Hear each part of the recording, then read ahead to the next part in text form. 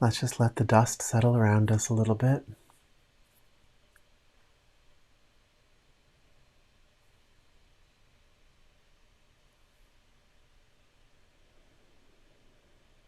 Just kind of let our day come to a stop.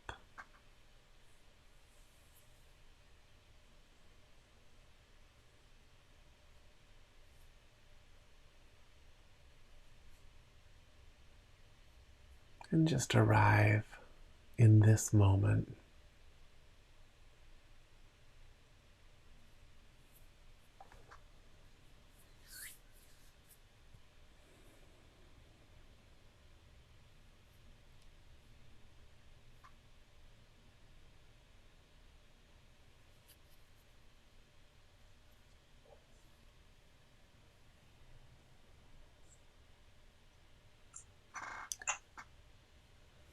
Now, everybody here tonight has pretty much been trained in meditation. So let's step into the meditative state. Attention high in the body, forehead and crown, eyes open, and just let them fall to a spot on the floor or in the desk in front of you.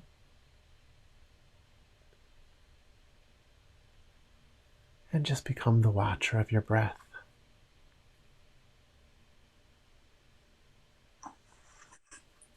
Breathe in, breathe out, and nothing else.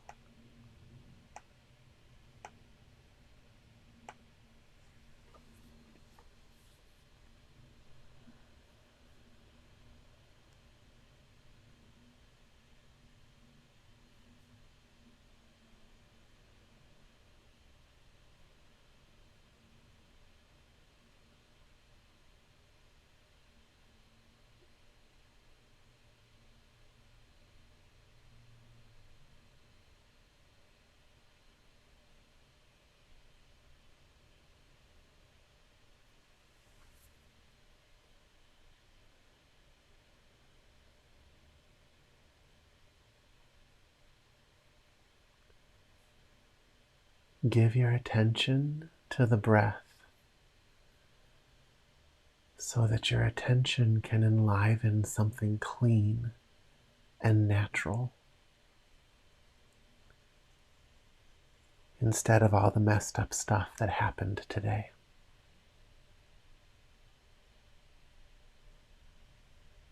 Shift your attention to the breath and watch the energy change.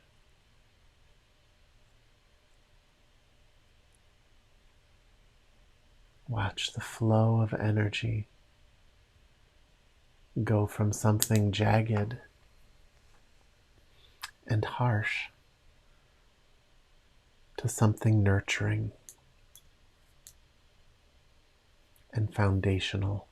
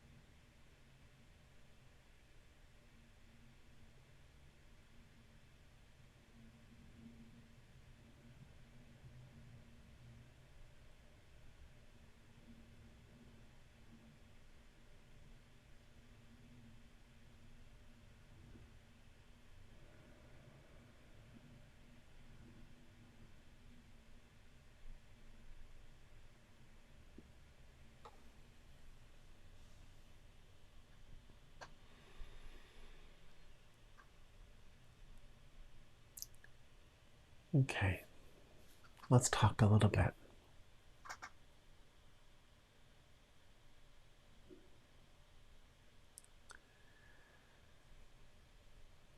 You know, I had a teacher who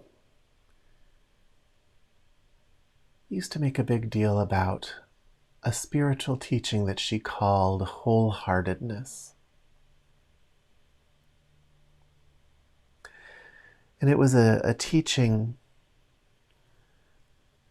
about giving 100% of yourself to whatever you're doing. You know, if you can't be wholehearted with what you're doing, then you probably shouldn't be doing it.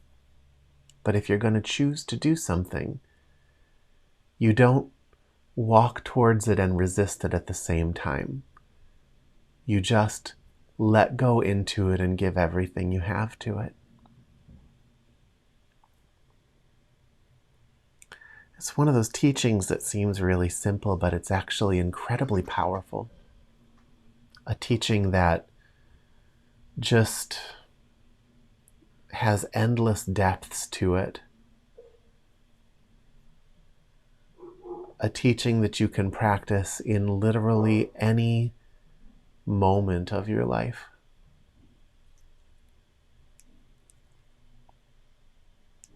It's just the teaching of absolute yielding to the object of your attention.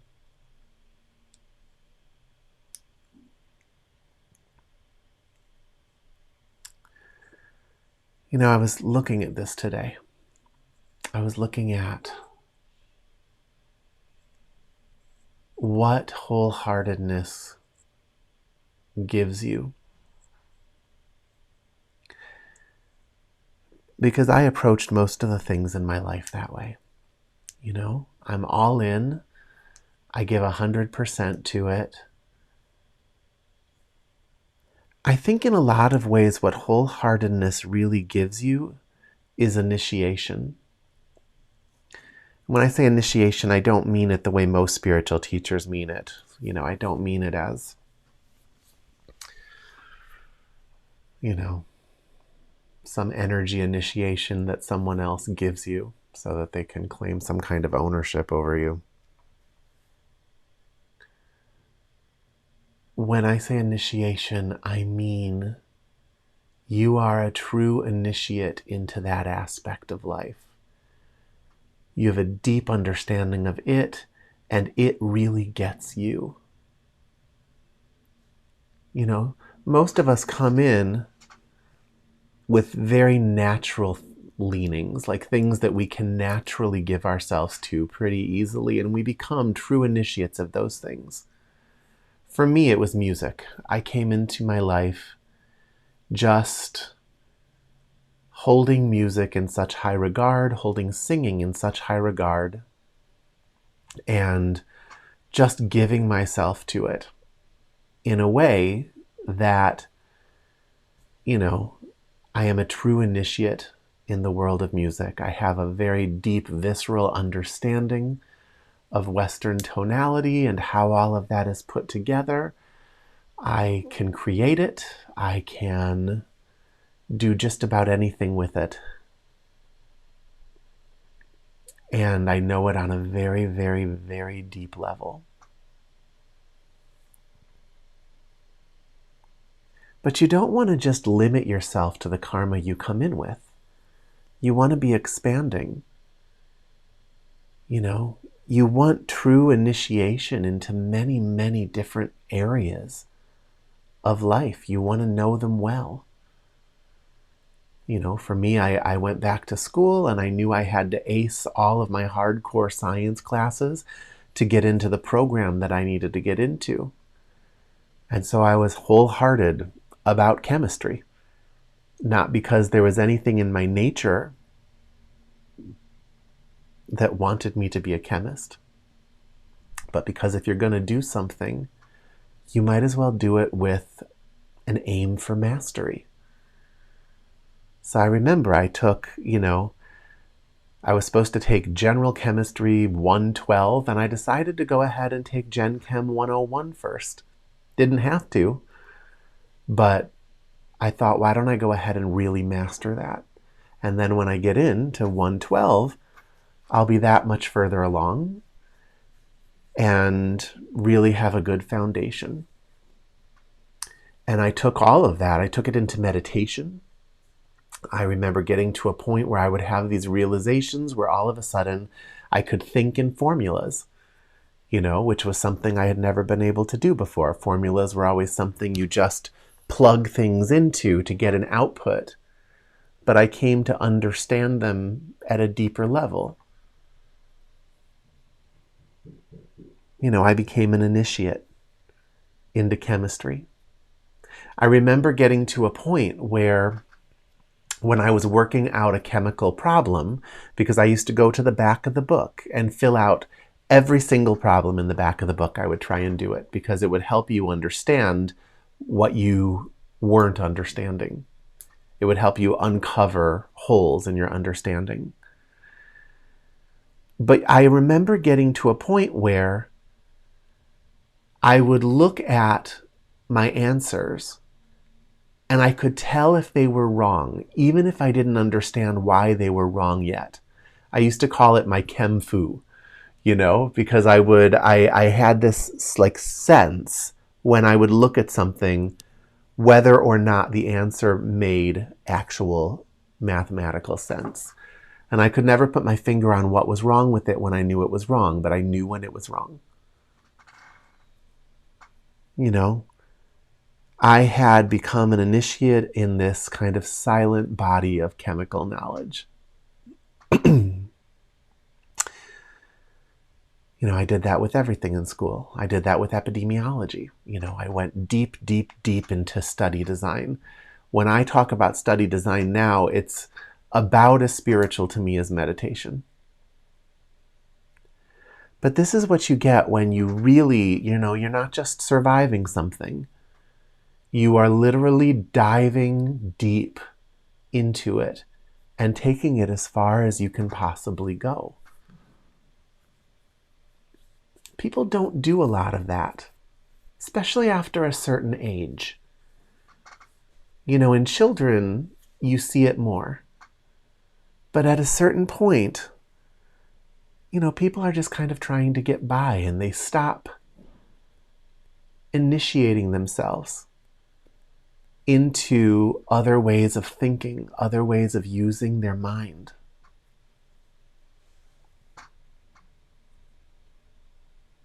It's a very expansive practice. It's something that changes you as a person. It's the difference between standing at the side of a river and watching it and trying to understand it that way, or jumping into the river and actually learning its currents. I think I've probably said before that you have to jump into a river to really understand it. The truth is, it takes more than jumping in to understand it. You jump in and then at first, you're overcome with all of these currents. You're in this kind of chaos of newness. But as you learn to work with those currents, you literally are changing yourself. You're changing how you are in relationship to the river. So you're learning about the river, but you're also learning about you. You're also learning about yourself through that interaction. Everything in life is like this. It changes you. You have to gain a certain kind of flexibility. And the more times you put yourself through that, the more things you can put yourself through that over, the more fluid you become. Fluidity is an important principle in shamanism. Fluidity is what alters your assemblage point. It's what alters your ability to assemble an understanding of life. Most people allow that understanding to become very, very rigid. But fluidity allows you to see from many different perspectives, from many different angles. You get to a point where you can sit in front of somebody and a part of you just shifts into them, becomes them, so that you can see for these little instances through their eyes. Which means you come to understand people, which means you become more compassionate, more loving, more patient.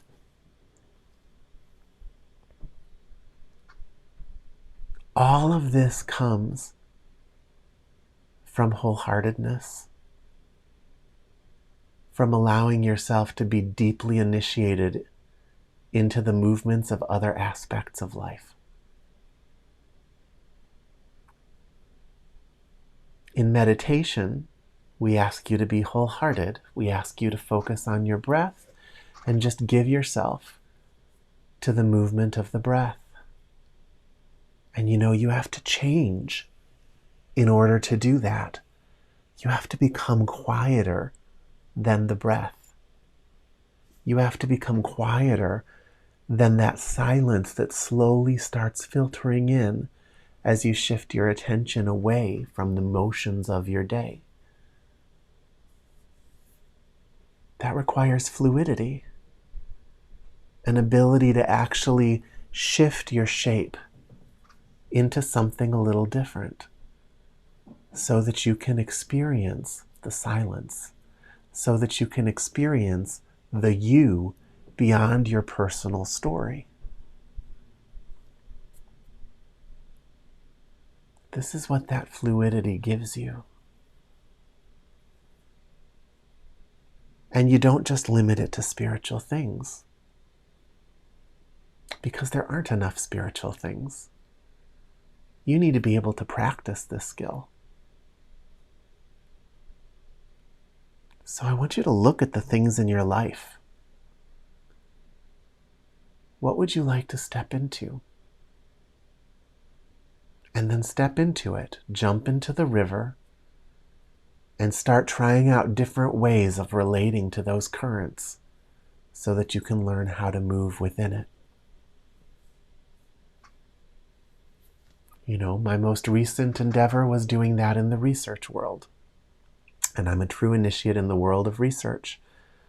I have an understanding of how to look at a study that, frankly, I don't know anyone else who understands it the way I do. And I've been able to serve a lot with that. The other thing that gives you, that ability to step into things, what that gives you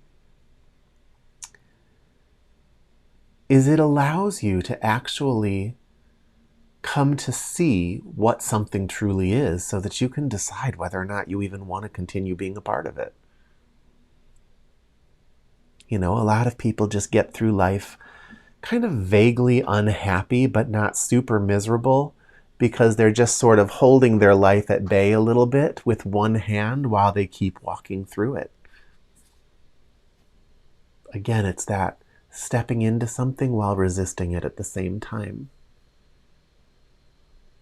The problem with not really letting yourself get overcome with those currents is you never really experience what you're a part of, and you never really know if you're a part of the right thing.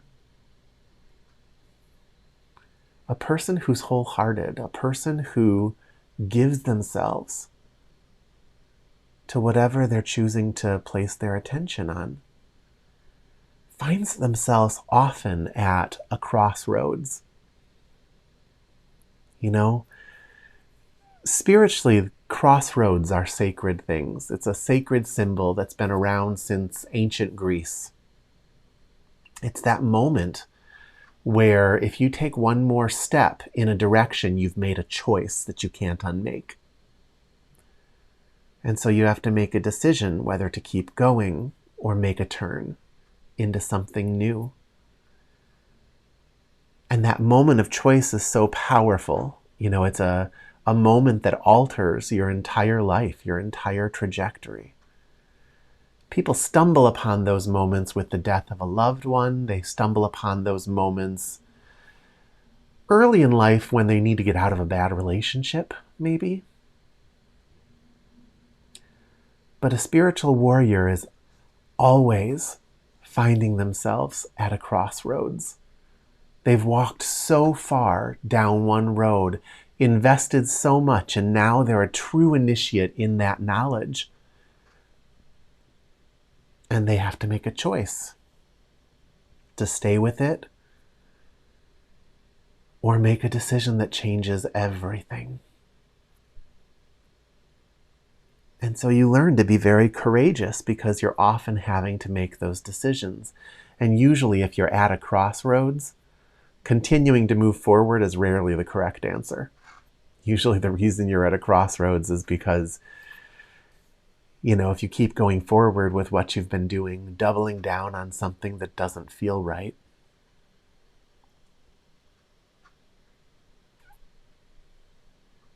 you're going to end up stuck in something you don't want to be stuck in. And you're awake enough to choose, and you're flexible enough, fluid enough to choose. To make a bold choice to let go of everything you built and build in a new direction.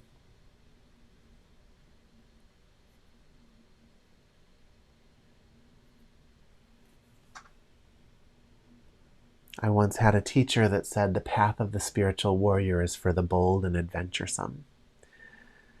And that's what she meant. And she's right. She's right. It's not easy. But you will end up living 20 lifetimes in one lifetime.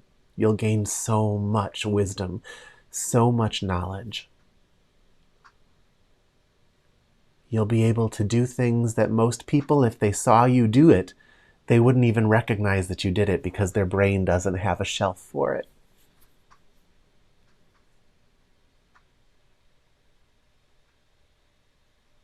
And I guess tonight I just wanted you to know that that's one of your options. It's not even something you have to work up to. You could start right now. We could go back in meditation and you could start with your meditation.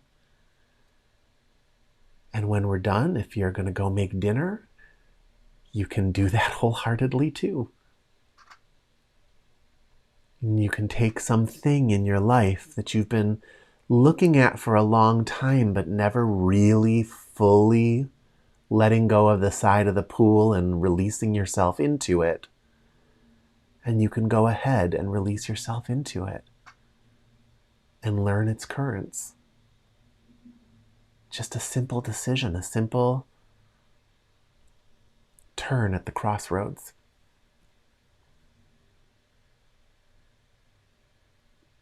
That's within your reach. You could be on your way to being a completely different person within the next 24 hours if you chose to. You could take a look at your life and ask yourself where you're stuck.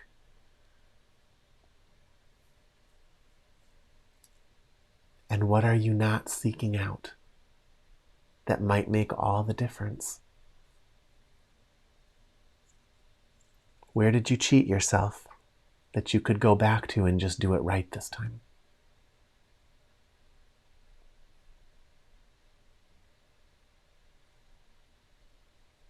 I'll probably be leaving my entire field of work. Not you guys. Meditation's a keeper. But once again, I find myself in a situation where I'll probably have to collapse a life and build another. Kind of excited about it, actually. Doesn't make it easy. No one around you understands. But what's the alternative? To continue doubling down on things that don't work? Just because you're good at them? Just because you understand them so deeply? Is that why we're here? Is that what life's about? I don't think so. I don't think anything temporary as life asks you to waste your time. So you take all the knowledge you gained and you go in a new direction. Simple as that.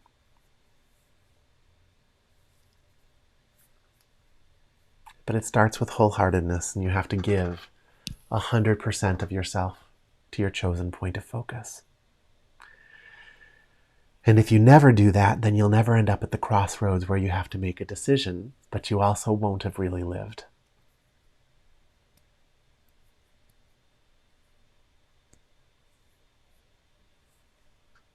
So hopefully that's a cohesive enough teaching.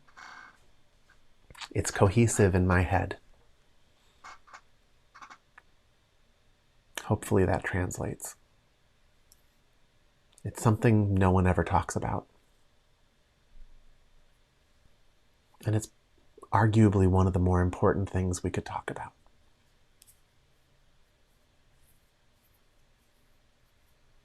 Are there any questions or anything about that? Anything that's unclear?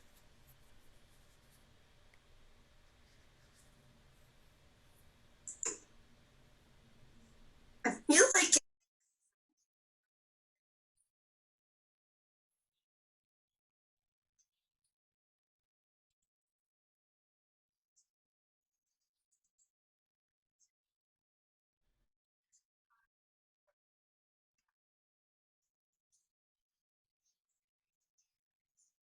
Mm-hmm.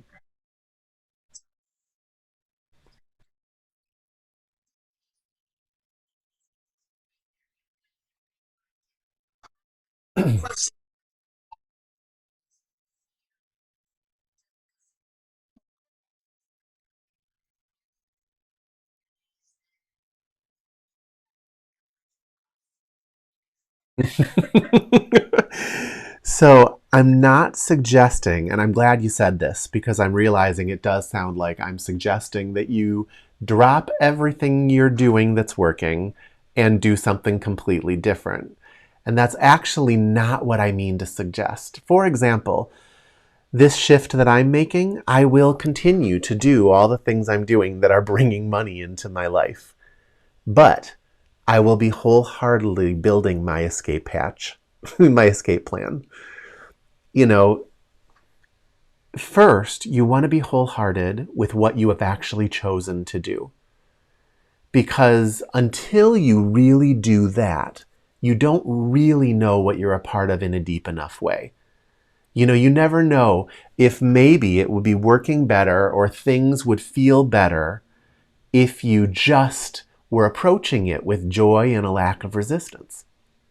You know, you have to show yourself that first. And that's right. You have to practice that in your daily job, with your family, with everything you do. But as you come to those crossroads, because you now know exactly what you're a part of and you know where it can and can't go, because you've taken it as far as it's going to go, that's when you need to be honest with yourself as to whether or not you want to keep going. And if you don't, you need to start building something that's going to work for you. Sometimes that costs a little bit of money. Sometimes you have to go back to school or something, or get certified in something. Or maybe you just move to a different job and work with a different type of person. But you have to be willing to first admit what you actually want to do and then take some action towards it. Sane action. All right? I mean, action where you don't let the bottom fall out from under you while you're building some new flooring, you know? But you can't go through life telling yourself, I'm too old to change. You need to grow until the day you die. Because this life is short. Okay, we don't have years that we can just throw away. You want to be expanding as much as you can. Nobody on their deathbed ever looks up and says, I wish I, didn't go after the things I wanted. you know? They look up and they think, God, I wish I hadn't spent so much time miserable in that one spot. Why did I think I needed to do that? Shamans always use death as an advisor. Mortality is your best advisor. I just want to read, there's someone in the chat right here, Baba, saying, I recall you teaching that you create your own future. With what you just said about facing a crossroad, how do these two ideas map? Well, your future is created through a series of choices. Those choices can either be made for you, and that's when you are just reacting to the world around you and kind of stumbling into your future. Or you go so deep into the present that you really know what you're a part of. And then when you come up to those crossroads, you make a choice. And that builds a different future. I have not found in starting over that that's the same as starting at level 0. You know, I've started over several times in my life. You take everything with you. Everything that you gained energetically from your wholeheartedness in another area goes with you, and its brilliance floods that area. In fact, you end up entering that area able to look from a lens that other people aren't looking through because of all of your past experience. I have not found loss in letting go of something and building something new. Not true loss. It feels like it when you're staring at it. But again, you don't leave things that are working. You just give yourself the freedom to acknowledge when they're not. And you're so impeccable when you're in them with your willingness to give of yourself that you actually are capable of saying when they're not. You have enough knowledge to know when they're not working and when the problem isn't you. When the problem is just maybe your field is broken, or maybe this workplace isn't a good one for you. Or maybe there's just an area of exploration that you've known half your life you were supposed to explore and you just never got around to it.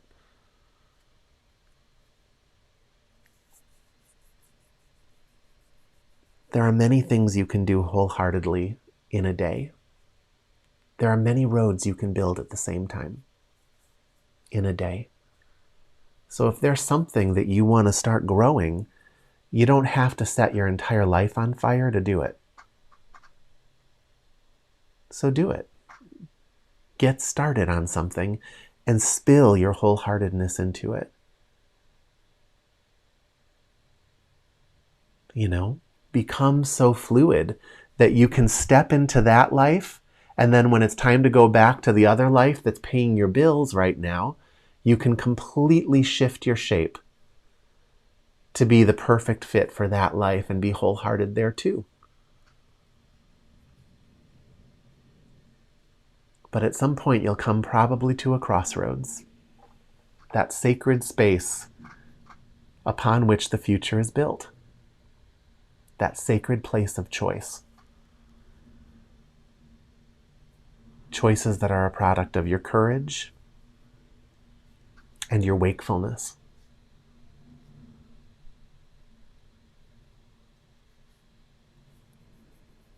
Just something I wanted to put on your plate. Something for you to look at in your own lives. I feel like when I look around the world, I don't see a lot of people living that out. And it's a shame, because that's a life unlived in a lot of ways. I've been doing it for so long, I take it for granted. But you should be looking at getting yourselves there. It's a good place to be. Hard, but what isn't, right? You know, life's always probably going to feel kind of hard. So if life is always going to feel kind of hard, that hard should be directional. It should be taking you somewhere. And it should be filled with unbelievable lessons and learning and wisdom. Shouldn't it?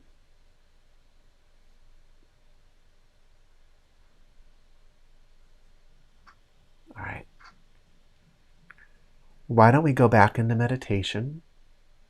I want you to wholeheartedly watch your breath. That's where you're at now. You're choosing to watch your breath. You all chose to come to a meditation class.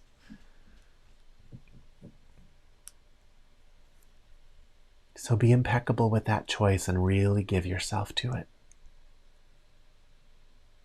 See how far you can take it.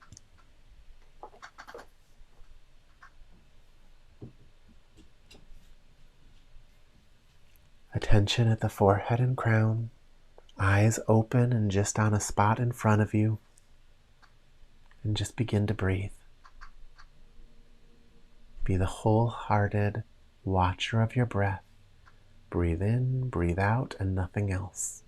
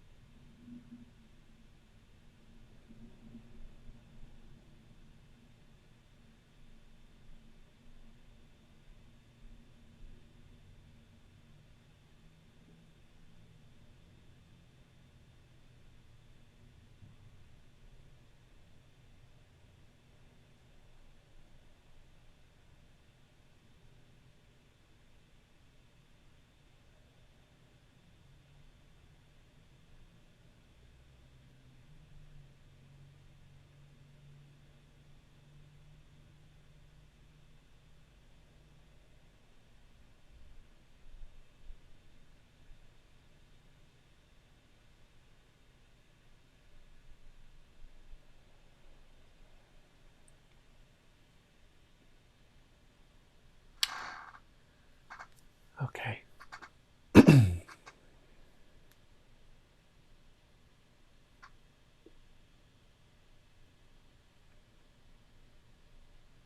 So this week, I want you to focus on wholeheartedness in everything that you do.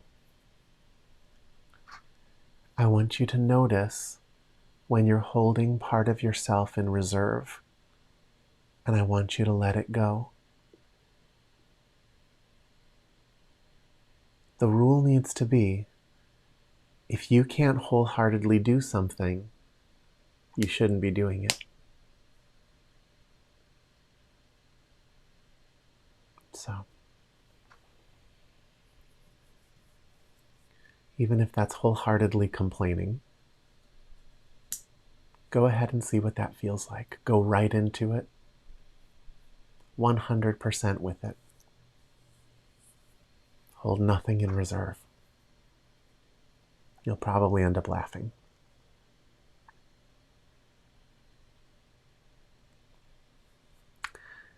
We just don't have forever, right?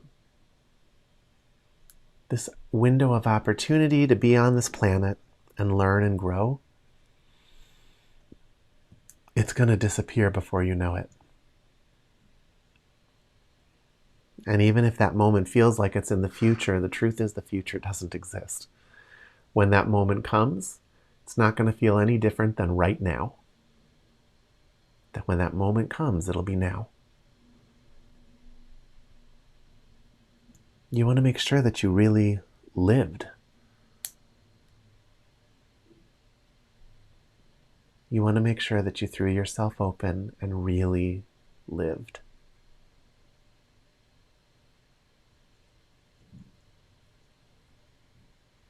Even while you're washing the dishes, even while you're brushing your teeth, even while you're going to work. Do it with everything you have. Engage. Be 100% present.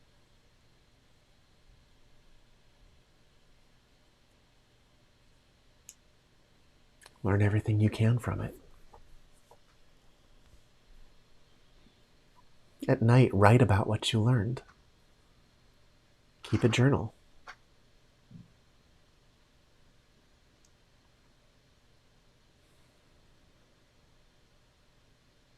A book of collected wisdom, specifically tailored for you.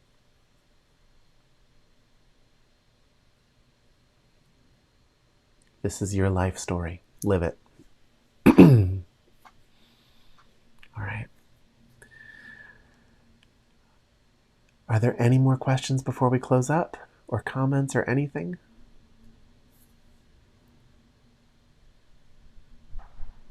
Thank you, Marcy.